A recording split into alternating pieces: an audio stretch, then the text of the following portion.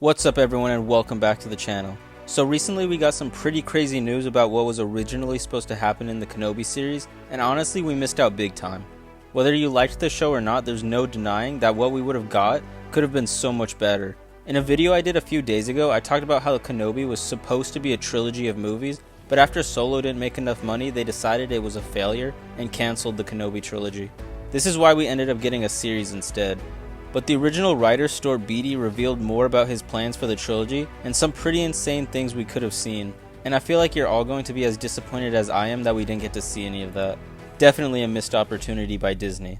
Now the first thing I wanted to talk about was how Reva was originally supposed to die. Out of everything, this isn't nearly as interesting, so I wanted to get it out of the way first, before we get into the really juicy stuff. But having Reva die would have made her character that much more interesting, especially since she was going to be killed by Darth Vader.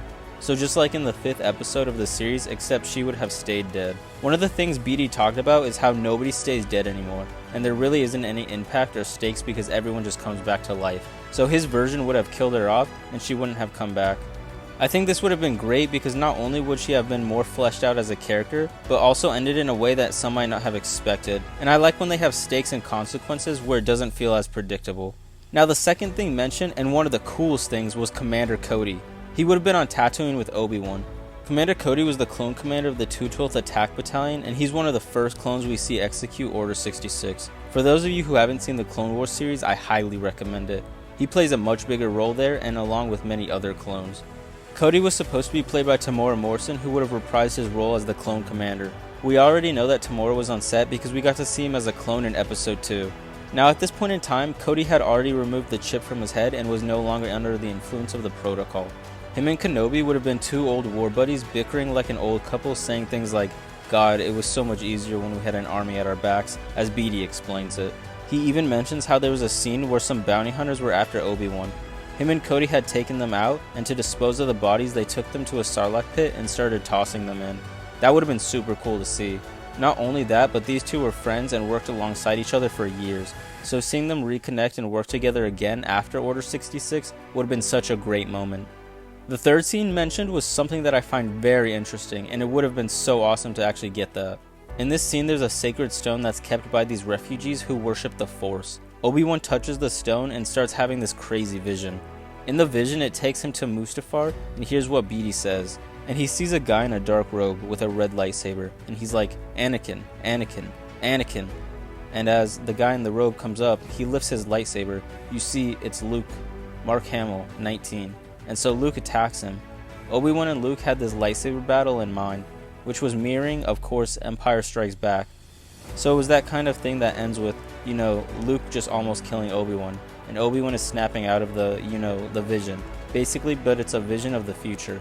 If Obi-Wan keeps training Luke and putting all his guilt on this kid, Luke's gonna turn to the dark side, end quote. I don't know why they decided not to go with this. I think that would have been insane to see in live action. We've had stories about Darkseid Luke and what ifs, but just seeing a glimpse of that would be crazy. The new writers of the Obi-Wan Kenobi series even used most of Beattie's storyline. They just changed it up for the show.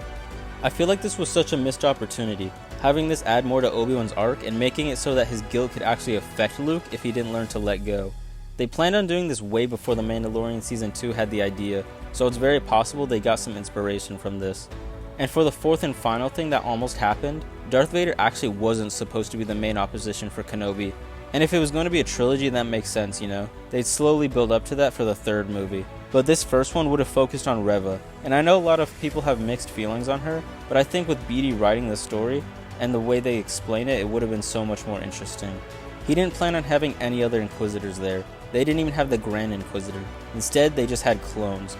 So it was very much like the original Purge Troopers we got to see in the Darth Vader comic. He describes the clones as being absolutely ruthless because they've all got the inhibitor chip still in their head, so they are 100% committed to killing Obi-Wan.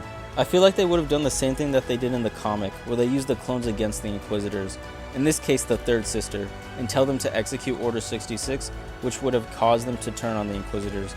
That would have been cool to see in live action. He also says this about them. They were all Temuera Morrison, speaking in his voice, and they were all veterans of the Clone Wars.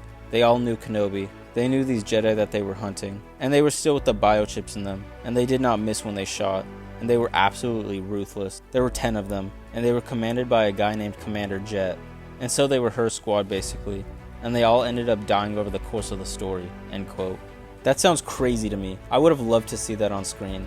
The clones are some of the coolest Star Wars characters in my opinion, and there's so much more to them. Seeing all these clones hunting down Obi-Wan and Cody, who they knew, that would have been such an amazing thing. Are you all disappointed that we didn't get to see any of this, or were you happy with how the show went? Personally, all of this would have surpassed my expectations, and I really hope they bring in BD to write the second season of Kenobi, because he seems to really understand the character and what the fans want to see. But that's just me.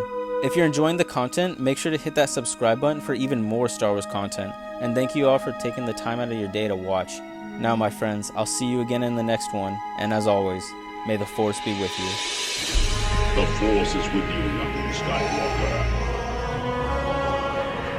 You're not a Jedi yet.